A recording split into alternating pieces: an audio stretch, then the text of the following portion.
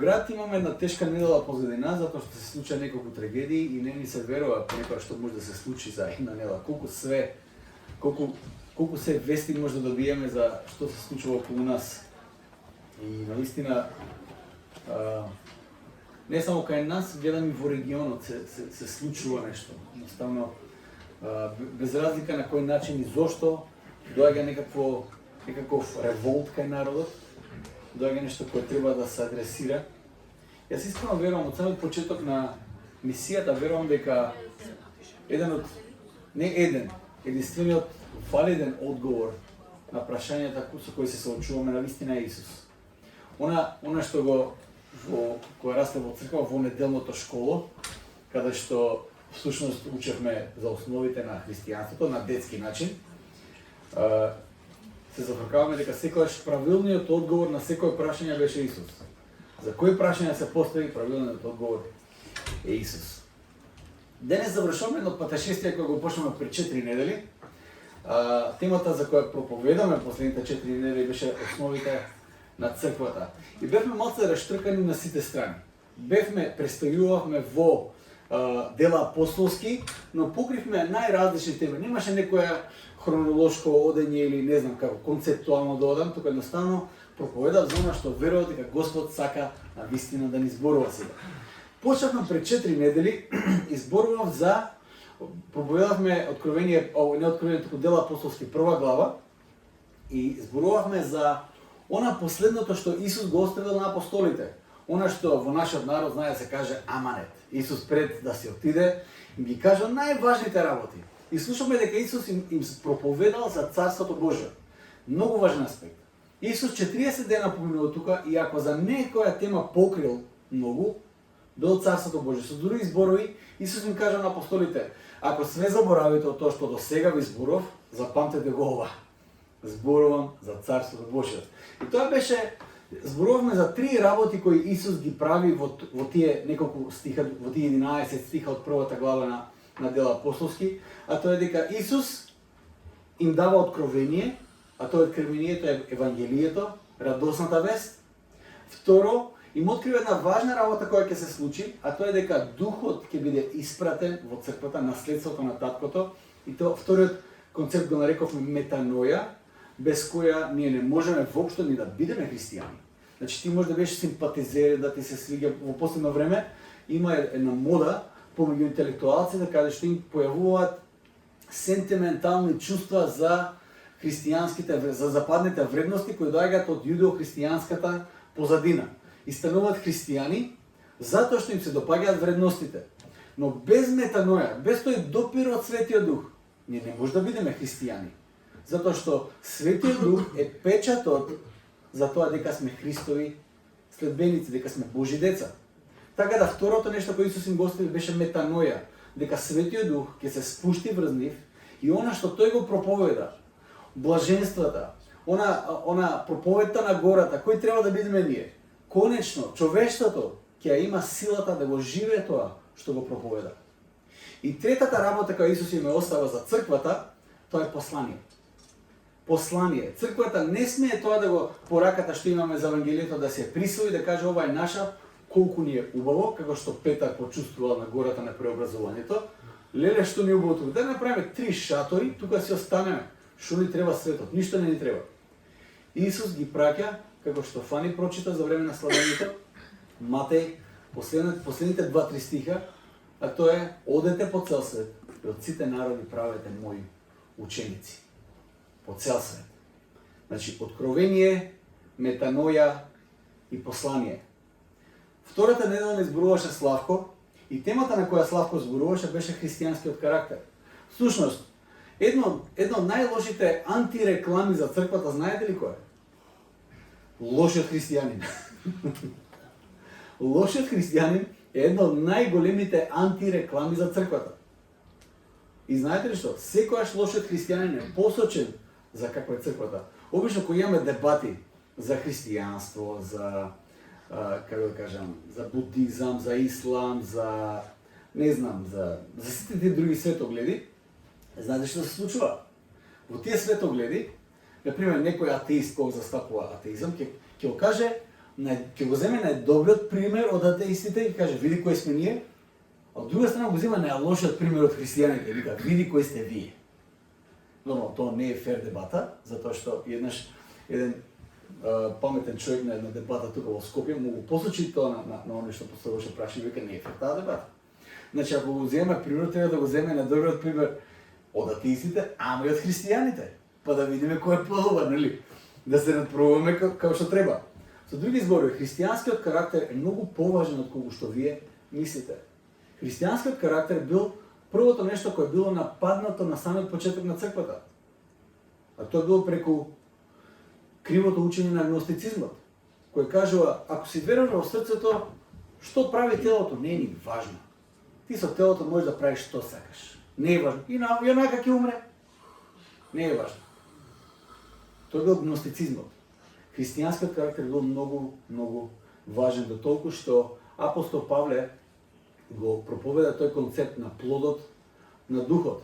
Дека ако навистина ние сме христијани, ако навистина сме Христови следбеници, ако навистина Светиот Дух пребива во нас, тогаш ние заедно со Светиот Дух, тој Светиот Дух заедно со нас го расте она што тој го нарекува плодот на духот. Плодот на духот не е некое само знаење кое треба да го спознаеме, туку е плод кој се пројавува во нашиот карактер.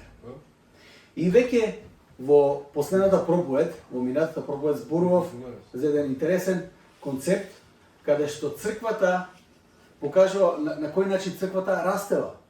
А тоа е дека црквата расте во стравот од Господа и утехата на духот.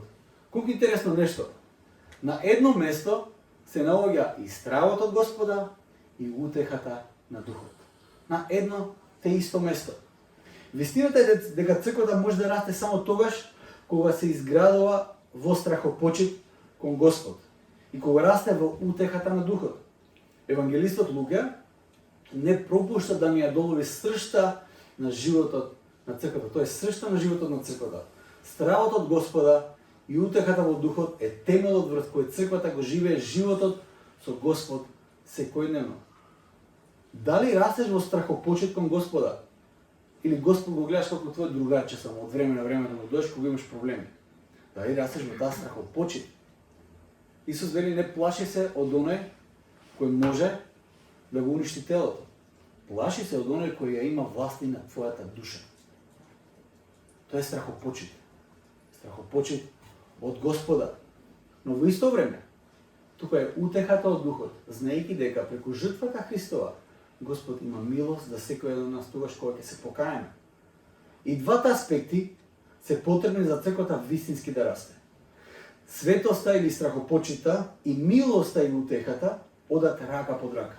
Животот во страхопочит почнува со првиот чекор искажана милост и утеха од духот, но утехата од духот, кога Господ ќе ни покаже милост и кога ќе бидеме утешени од духот, нас не води во целосно предаден живот во светост и страхопочит кон Господ. Едното треба да не води кон другото. Не може само страхопочит или светост и исклучителност, ама не може и само милост и утеха. Мора и двете да одат рака под рака. И оваа серија проповеди ќе завршиме со еден лик од Дела апостолски. Кога зборуваме за познати фаци од Дела апостолски, обично можеби ќе ни текне на апостол Петар, кој е многу важен лик, кој се извинувам малце сум. Така смо сега на средина на џилова. Ќе стоам цело време тука. Кога зборуваме за Дела апостолски, има два лика кои онака доминираат за време на во целата книга. Првиот е Петар, која проповедал на важна проповед, каде што на една проповед му се приклучиле 3000 луѓе од црквата. Ја такава проповед уште не јам кажано, толку јака проповед, ама Петар имал многу јака проповед. Вториот доминантен лик во Дела апостолски е апостол Павле. Јас сакам да зборам нешто за еден трет лик, кој зверам дека, како да кажам, еден лик кој е прикриен тука, но кој во Дела апостолски, но кој е многу важен за црквата.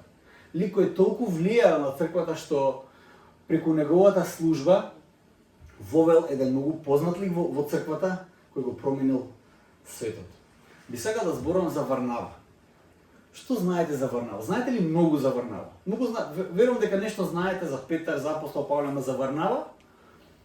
Може ли сте го слушнали дека е спомнат, ама нема кој знае колку материјал за него. Или има материјал за него, ама е речиси невидлив. Никогаш не стои сам. Тој стои заедно со Павле, заедно со црквата, заедно со некои други, ама сам не може да го видиме. Ајде да ви кажам нешто за Варнава, или онака како што во дела апостолски е наречен синот на утехата. Мислите дека таков прекар да имате? Варнава, син на утеха. Знаете дека автоматски кога ќе дојдете во средба со Варнава, знаете дека тој е тука да ве утеши. Знаете да имате еден таков пријател. Да знаете дека секојаш кога ќе се видите со него, тој ќе имате збор на утеха за вас. Нема да ве осуди, тоа е најлесната работа. Нема да ве измаргинализира, нема онака, како да кажем, пасивно-агресивно да ве напне малце, туку тој е син на утеха. Замислете да имате еден таков пријател. Варнава бил таков. Прво, треба да знаете дека потекнал од Кипар. Тој бил левит од Кипар, кој изворното име му било Јосиф. Значи, израелското име му е Јосиф, еврејското име, а грчкото име му е Варнава. Тој бил, што значи, тој бил еленизиран евреин кој по јазик и култура бил грк, елин, ама корените му биле од левитското племе. Првото спомнување на Варнава во Новиот Завет може да сретне во дела апостолски, 4 глава, каде е спомнато баш токму тие информации дека Варнава бил и така натаму, нели? И една важна информација дека Варнава бил оној во Ерусалим, е запишан дека бил вајда еден од првите кој продал нива и се што заработил го донел пред апостолите за они да го распределат тоа на сите подеднакво, затоа што првата црква живеела како во комуни. Варнава стои како пример за тоа како црквата на почетокот почнала. И што всушност се случува кога пристапуваш со чисто срце, искрено пред Бога. Нормално, лошиот пример за како не треба се Ананија и Сафира, кои уствари пробали исто да направат, продале нива, ама не ги дале сите пари, се обиделе онака се инфилтрираат, валја да добијат некакво име, ама не завршиле баш убаво. Во Новиот Завет, освен дела 4 глава, Варнава сам стои, сам исто така се спомнува во дела 11 глава, но во најголем дел се спомнува во друштво на апостол Павле. Во дела 9 глава го гледаме Варнава како го представува Павле пред апостолите. Тоа минатиот пат го зборувавме. Апостол Павле го доживува тоа што го доживува. Тој има едно такво сведоштво дека Исус го повикува и тој од гоните на црквата станува прогонуван за црквата и оди во Ерусалим кај апостолите, нели, да се приклучи на црквата, сите бегаат на него. Се мислат дека ова е шпион тука помеѓу нас, ќе не фати сите, ќе не најде, ќе не предаде и ќе не убие. Ама Варнава е оној кој го представува апостол Павле пред црквата. И веќе во текстот што ќе го читаме денес во 11 глава, тој на некој начин и го регрутира апостол Павле да работи со него во Антиохија, но после во 13 глава гледаме како Варнава со Павле заедно имаат посебна задача од Светиот Дух, да имаат мисија помеѓу паганите. Во 13 глава гледаме како преку молитва Светиот Дух ги одвојува Варнава и Павле и ги праќа во мисија. Варнава, од тоа што го читаме во 11 глава, бил сврстен помеѓу апостолите, бил наречен апостол. Варнава е апостол. Иако можеби тоа не сме го знаели. Можеби го гледаме како помошник на Павле, го гледаме како проповедник, мисионер, ама во 11 глава се спомнува дека Варнава бил еден од апостолите. И знаете ли што? Тоа е многу важна титула. Првата црква не се расфрла со титули. Ако кажува дека е апостол, значи дека бил апостол. Според некои традиции кои можеме да ги читаме, црковни традиции, некои теолози сметаат дека неговото познанство со апостол Павле се должи на тоа што тие заедно биле под учеништво на Гамалил. Мислат дека овие двајца заедно растале во тоа. Некои раноцрковни традиции сметаат дека Варнава бил еден од тие 70 ученици кои ги имал Исус, кои се спомнати во Евангелието според Лука. Ако ви текнува дека освен тие 12 апостоли кои Исус ги имал, имале 70 ученици кои во еден момент се тргнале од него и сметаат дека Варнава бил еден од тие 70 луѓе. Според Тертулијан, раноцрковен отец, Варнава веројатно е тој што го пишува посланието до евреите. Тие што сме учеле теологија, ќе знаат дека многу копија се кршат тука кој го пишува посланието до евреите. Дали бил апостол Павле или бил некој друг, оно Тертулијан, Равноцрковен нотес смета дека писателот на евреите е Варнава. Секако тоа е оспорено и мнозинството теолози не смета дека писателот на тоа послание е Варнава затоа што нема никаква адреса. Постои исто така и послание на Варнава, кое се појавува во Кодекс Синаитикус. Се нема да ве главам со историја, но тој е многу важен кодекс Синаитикус кој бил пишуван на кожни, како да кажам, на кожа и е всушност првата целосна копија на Библијата која ние денес имаме. Кодекс Синаитикус го има целиот текст од Библијата, Стариот и Новиот Завет. Со тоа што на Новиот Завет се додадени посланието на Варнава и текстот на Херман Пастир. Сена се тоа што сам да кажеме дека Варнава во првата црква и во продолжение на историјата на црквата има огромно значење, има многу важна мисија. За денес сакам да го читам текстот од Дела, 11 глава, 19 до 26 стих. Јас ќе ве замолам да станете да го прочитаме текстот.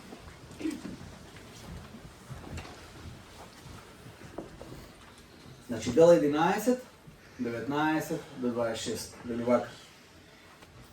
А оние што се беа распрснале поради гонењето до кое дојде по убиството на Стефан, стигнаа се до Феникија, Кипар и Антиохија. И никому не му го проповедаат словото освен на јудејците. А некои од нив, кипрани и киринејци, што пристигнаа во Антиохија, почнаа да им проповедаат и на елините, навестувајќи го евангелието на Господ Исус. И раката Господова беше со нив. Та голем број луѓе поверуваа и се обратија кон Господ. Веста за тоа дојде до ушите на црквата Јерусалимска. И тогаш го испратија Варнава да оди во Антиохија. А тој кога пристигна ја виде благодата Господова, се зарадува и ги бодреше сите да пребиваат во Господ со непоколебливо срце. Тој беше добар човек и исполнен со Дух Свети и вера. И значително мноштво луѓе се припои кон Господ. Потоа Варнава тргна за Тарс да го бара Савле. И кога го најде, го доведе во Антиохија и цела година тие се собираа во црквата и поучуваа големо мноштво луѓе. Во Антиохија за прв пат ги нарекоа учениците христијани. Амин. Може да се направи. Еве уште еден историски податок. Каде црквата прв пат беше наречена христијани во Антиохија. Од овој текст, тоа што можам да го видиме дека како што почнува текстот од 19 стих, пишува дека времето во кое се појавува Варнава, времето во кое Варнава е пратен, беше време на прогонство. Варнава, често пати, се зборам за ликот на Варнава низ историјата на црквата, често пати ќе се појави тогаш кога е најпотребен. Во времето кога црквата беше прогонувана, кога на црквата и требаше некој да донесе утеха и водство, тогаш кога јасно може да се препознае кој е потребен на црквата, се препознава Варнава. Најчесто тие луѓе се тивки славители. Варнава нема да е гласен, нема да биде на подиум, нема кој знае што да прави. Тие се тивки славители, но тие се полни со Светиот Дух и вера. Тие се оние кои ги подигаат сите, ја подигаат црквата. Тие понекогаш знаат да бидат незабележливи околу нас и се појавуваат секогаш кога на црквата и треба утеха. Се прашав зошто во Антиохија не беше пратен некој друг, туку беше пратен Варнава. Може да има милион причини. Не тврдам која е причината. Но веројатно тие што отишле во Антиохија и кои се одселиле од Јерусалим и кои може би биле со некакви очекувања за Божјото царство, за доминантноста на Христовата порака, може би прогонството не го примиле баш најдобро. Но сепак некои ја проповедале радосната вест. Пратен е Варнава да ја охрабри црквата, да види до кај работава. Во 22 стих веќе Варнава може да се препознае по тоа што црквата лесно може да се подпре на него и има доверба во него. Варнава е некој во кој во црквата уживал огромна доверба. До толку голема доверба што тој бил во можност да го представи Савле, гонителот на црквата, пред апостолите. Тоест, Варнава бил гарантот дека Савле, уствари Павле, кој подоцна ќе стане апостол. Варнава е гарантот. Не било проповедањето на Павле, не било сведоштвото на било кој друг од било каде, било сведоштвото на Варнава. Варнава е гарантот за Павле. Довербата е во него. Постојаноста и стабилноста на Варнава ни доаѓа како нешто кое го земаме понекогаш здраво за готово. Често пати во црквата има луѓе кои се постојани, на кои секогаш може да рачунаме, на секогаш може да сметаме, и луѓе на кои секогаш може да се подпреме, и често пати тие луѓе знаеме да ги земеме здраво за готово. Варнава може да се најде на места каде работите се одвиваат без пречки. И некако се навикнуваме на плодовите кои доаѓаат од тој лик. Можеме лесно се навикнеме на кога работите функционираат. Јас се сеќавам кога земавме првата црквена кола во 2009 беше во Струмица, земавме кола од Холандија, јас ја возев и колата беше прекрасна, беше Peugeot со многу копчиња, тиако француските коли имаат премногу копчиња. Моторче за тој прозор, за сите прозори имаше, за што ли се немаше моторчиња и копчиња. И се беше прекрасно, викам, леле колку убаво и колата ми, онака ми умиле колата, се додека не откаже едно копче. Кога откаже копчето, почна да ме нервира, почна колата веќе да ме нервира. Сам да кажам, многу лесно ќе се навикнеш на нешто што функционира.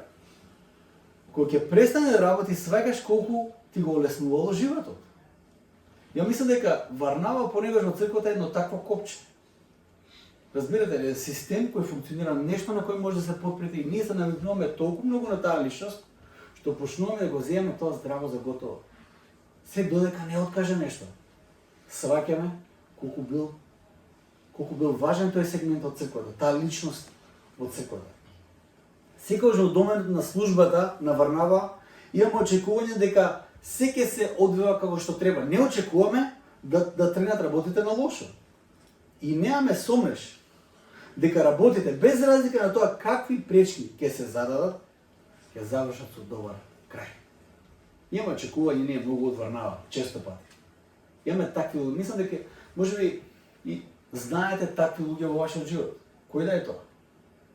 Настојно можеби Бог сега ви покажува некој луѓе во вашиот живот. Јас се надевам дека Господ тоа ќе го направи, за да можеме да бидеме благодарни за тие луѓе во нашиот живот. Имаме доверба во способноста да пресуди Варнава правилно и затоа на тие луѓе им доверуваме многу. Од тоа што јас го читам во библискиот текст, ќе видиме понатаму, ќе забележиме колку многу му било доверено на Варнава. Не сте ни свесни. Не сте ни свесни дека веројатно повеќе од пола од Новиот Завет биле пишувани од луѓе кои Варнава ги менторирал. Повеќе од пола од Новиот Завет пишувани од луѓе кои биле менторирани, биле згрижени од Варнава. И крајот на овој текст, 23 и 24 стих, кога Варнава се појавува таму, една работа кој Варнава секогаш го прави, тој покажува према Христос. Секогаш. Тој доаѓа, ги охрабрува луѓето и ги охрабрува да бидат да стојат цврсто во верата, но секогаш покажува према Христос. Од целиот корпус текстови што го имаме за Варнава, јас сакам да научиме неколку важни лекции. Има неколку повеќе од животот на Варнава за црквата и за мисијата која имаме. Прво, сакаме како црква да растеме. Зборуваме за прегради нови, за нова просторија, за што ли све не. Сакаме црквата да расте. Јас се молам црквата да расте уште повеќе. И на кој начин да го поттикнеме тој растеж и да биде по примерот на првата црква. Јас верувам дека за црквата да расте вистински ќе мораме да го живееме и наследството кој ни доаѓа преку Варнава. Ќе мораме да го на некој начин да го оживееме духот на Варнава во нашата црква. Прва работа која може да видиме кај Варнава е дека тој работи со луѓе кои имаат преобразен живот. Луѓе со преобразен живот. Во позадина на успехот и растежот на првата црква не стои некој систем, иако имале систем, туку луѓе чии животи биле променети и сега се посветени. Дела 4 глава ни зборува токму за тоа, дека успехот на првата црква доаѓа преку сведоштво. Дали е тоа сведоштвото на Павле, дали е сведоштвото на Петар, дали е сведоштвото на кој да е. Што вели Исус? Ќе ми бидете што? Сведоци до крајот на земјата. Сведоштвото е многу важен аспект. Сведоштвото е искуство кое јас и ти го имаме. Варнава од почетокот беше all in. Разбирате ли, влегува во тоа, во верата, влегува во црквата и тој е all in. Продава се и го дава на црквата. Тој тоа го прави во буквална смисла на зборот. Ананија и Сафира, приказна која доаѓа веднаш после Варнава, се пример за како не треба. А Варнава е за како треба да се живее животот во црквата. Токму животот на Варнава, кој не само со зборови, туку и во дела е пример за првата црква, била причината за успехот и растежот на првата црква. Сведоштвото на црквата, личното сведоштво за тоа што Бог направил лично за тебе, е она кое легитимизира црквата, не заради твојата приказна што имаш, туку тоа што приказната го комуницира. Сведоштвото со други зборови го кажува следното. Сведоштвото кој го имаш лично ги кажува следните работи. Бог постои, Исус е жив и тој денес действува во мојот живот. Тоа комуницира твоето сведоштво. Не за тоа колку интересно ми е мене во животот, не за тоа види што јас доживеав, туку твоето сведоштво со Бог го комуницира тоа. Бог постои, Исус е жив и тој денес действува и во мојот живот. Сечија сведоштво, сечија приказно со Бог, треба да го покажува токму тоа. За да го представи Павле на црквата во Ерусалим и да го прифатат Павле, Варнава го користи сведоштвото на Павле. И кажа на црквата, тоа му се случи на човекот. Тоа е неговото сведоштво.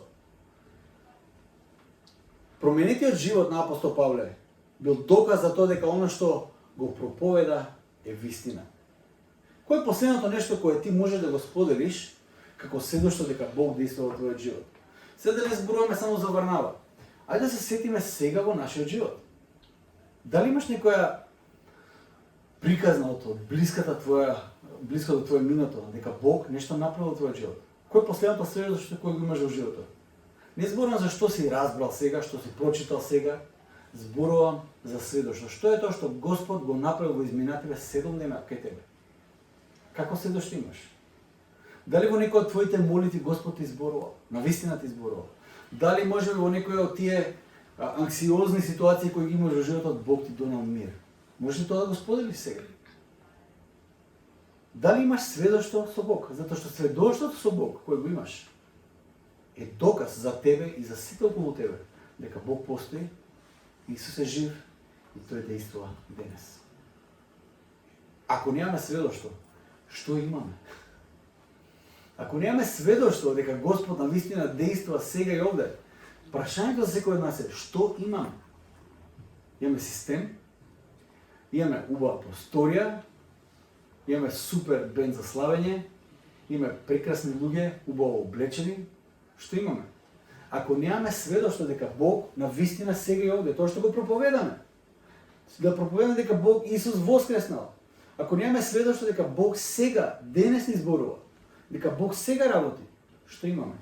Прашањето е, ако немаме, зошто немаме? Да бараме од Господ да имаме сведоштво. Затоа што Варнава го представува Павле заради сведоштвото кое тој го има. Варнава, втора работа, што можеме да го видиме како наследство од Варнава, е дека тој е оној кој ги издигнува другите луѓе, не плашејќи се дека ќе биде засенет. Варнава е таков лик.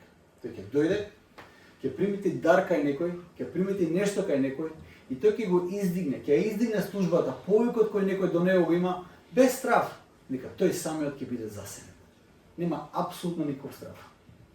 Варнава нема никаков проблем да биде во позадина, па дури да биде невидлив, се додека Господ се прославува и црквата расте. Точка. Он нема апсолутно никаков страв за тоа. Дури во нашата Библија, ако отворите нашата Библија, и ако отворите 11 глава, пример, тој текстот што го читав, очигледно текстот, овој действието се случува во Антиохија, ама главниот лик туку во овој текст е Варнава.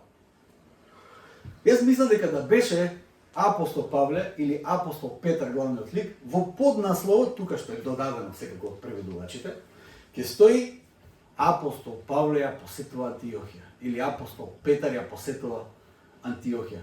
Знаете ли што стои тука? Црквата во Антиохија. Толку. Варнава не постои. И тоа не е никаква грешка или проблем за преведувачите. Јас само сакам да кажам каква природа има Варнава. Понатаму ако читате, ќе видите дека понатаму во 12 глава, пример, устари не во 12, се извинувам, во 13 глава мислам дека е. Во 13 глава се случува тој свич, таа промена во текстот. До 13 глава секогаш се спомнуваат Варнава и Савле. Варнава и Савле. Но веќе во 13 глава, знаете ли како се набројуваат? Павле и Варнава. Павле и Варнава. Павле станува доминантниот лик. И може да видиме дури во поднасловот. И сега ако читате англискиот текст во поднасловот, првите два поднаслова е Варнава и Савле, Варнава и Савле, после веќе Павле и Варнава. Павле и Варнава. Тоа е тоа. Текстот го менува приоритетот на кој ја има водечката улога тука. Во нашиот текст и првиот поднаслов е Савле и Варнава, иако во текстот е Варнава и Савле. Како и да е. Тој нема проблем да го предаде предимството на оној кај кој го гледа водство од духот и предимство во мисијата. Всушност, тој секогаш се радува кога оние кои Бог ги донел преку него во неговото царство растат и го надминуваат во мисијата. Тој се радува на тоа. Во нашиот црковен тим, јас од време на време спомнувам важни принципи за служење во црквата, а тоа е принципот на служење со отворени раце.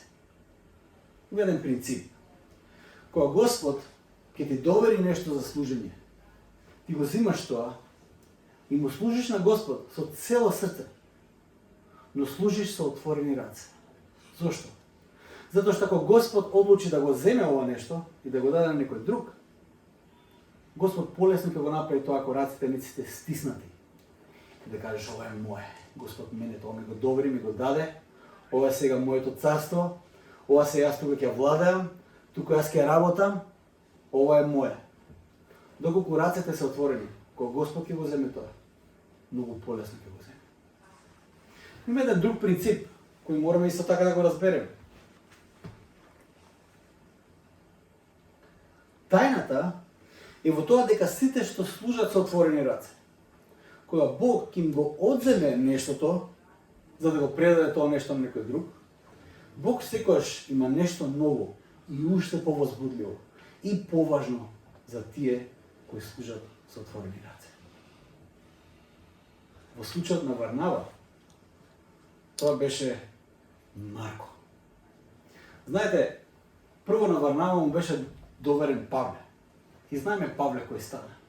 Варнава беше оној кој го представи Павле на црквата. Варнава има, како што читаме тука, кој оди во Антиохија, гледа дека работата е одлична, супер.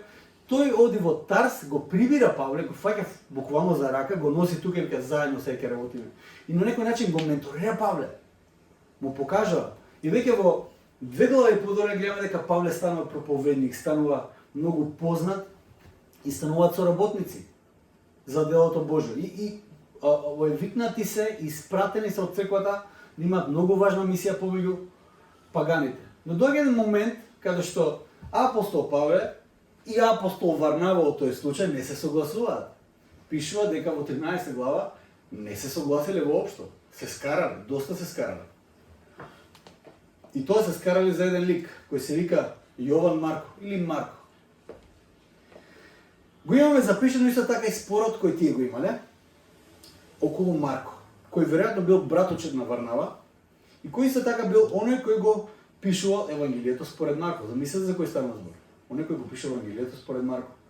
Тоа бил лик за кој апостол Павле на почетокот нема баш нерви и трпение. Апостол Павле, ако сте го имале за проповедник, бил супер, ама ако сте го имале за пријател, бил малце и тежок пријател, затоа што он бил малце онака фарисејски настроен, црно-бел, и отприлика така. Одат заедно со Варнава и Марко на мисија, Марко си оди порано, Павле вика толку. За тебе више нема мисија, нема да доаѓаш со нас. И затоа апостол Павле нема трпение, нема нерви да го трпи. За кого Варнава гледа нешто посебно, нешто вредно.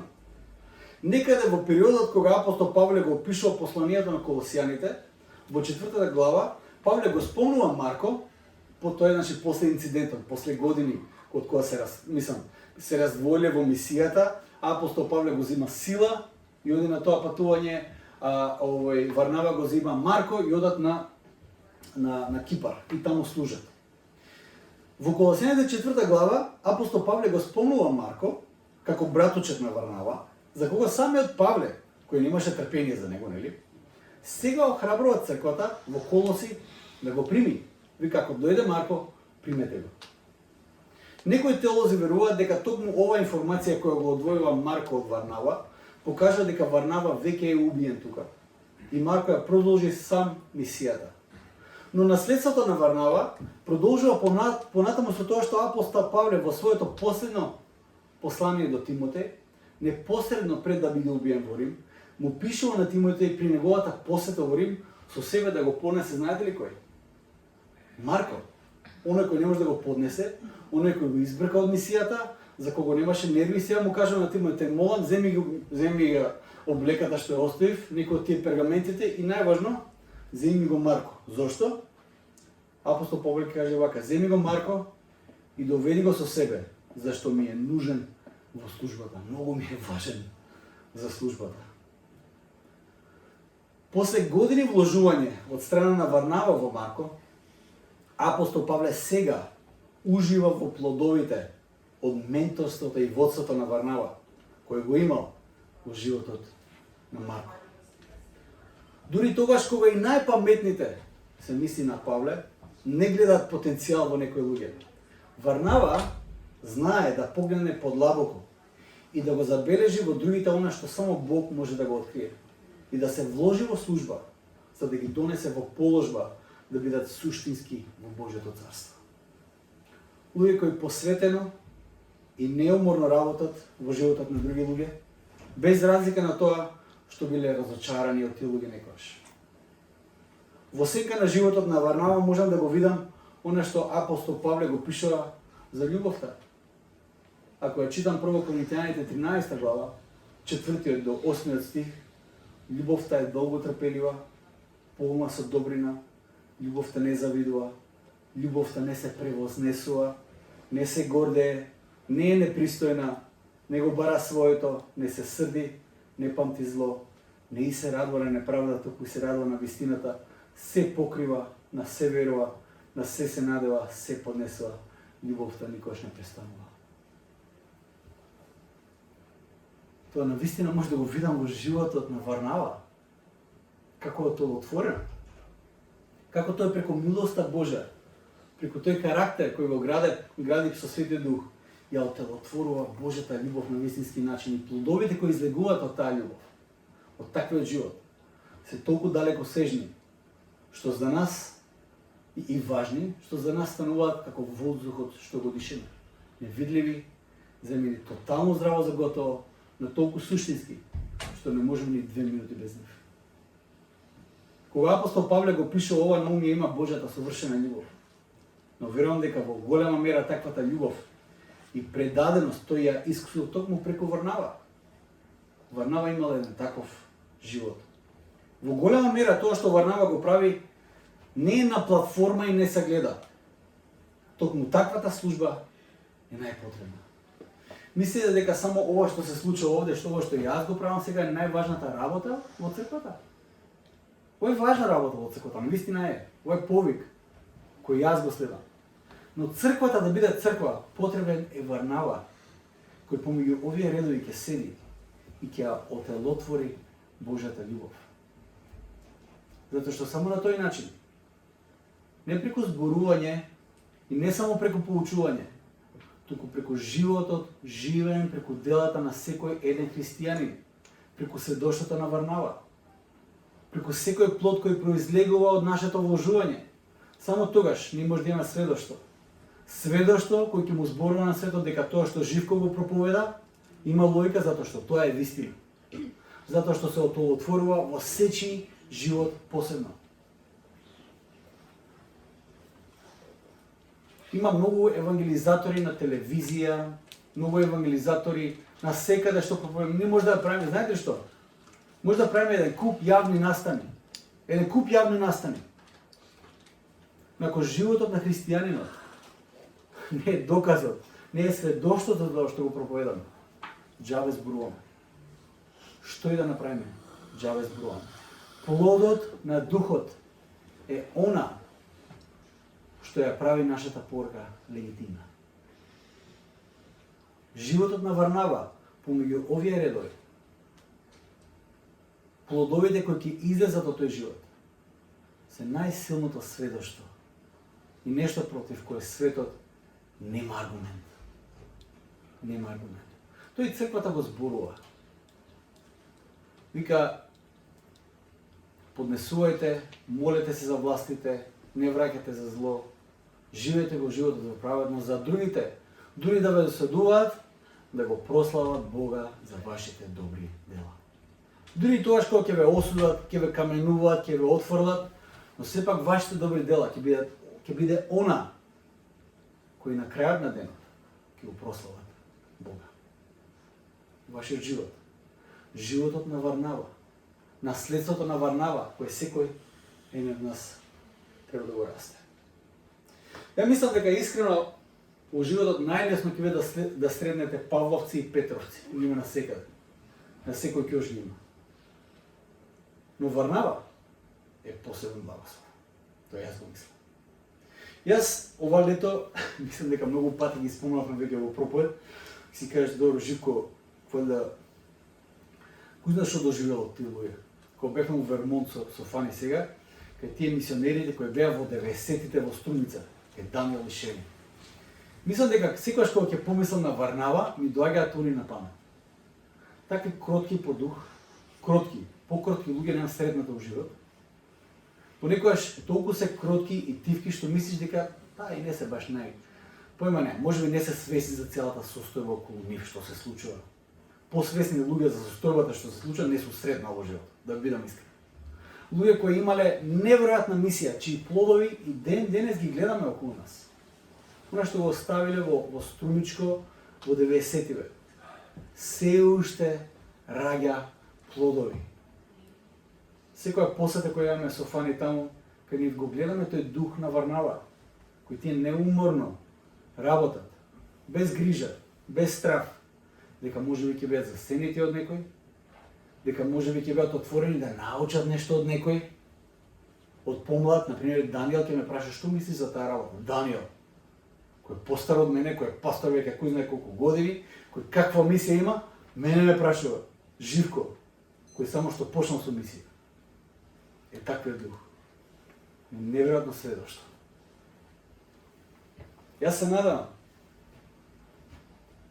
дека како и Варнава, секој еден од нас, животот ќе го живее она што го нарекуваме цело време, го проповедаме цело време пред толпата од еден. Не ми е важно кој што мисли за мене, не ми е важно како ме перцепираат, не ми е важно дали ќе добиам титули, дали ќе добиам признанија, дали ќе добиам аплаус од некој, дали ќе ме забележат, дали кажат види ова што кажа, браво за него, види го кај. Туку животот ќе го живеам како Варнава, пред толпа од еден.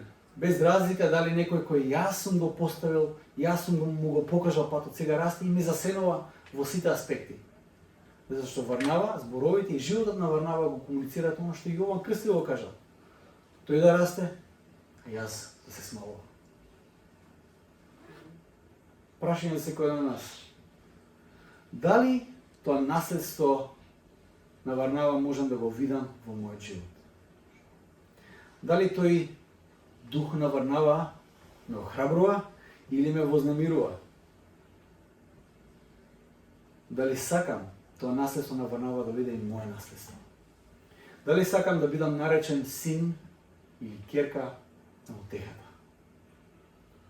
или син и ќерка на немирот? Дали си син и дали си ќерка на утехата? Дали тоа го молиме? Дали тоа го растеме во нас?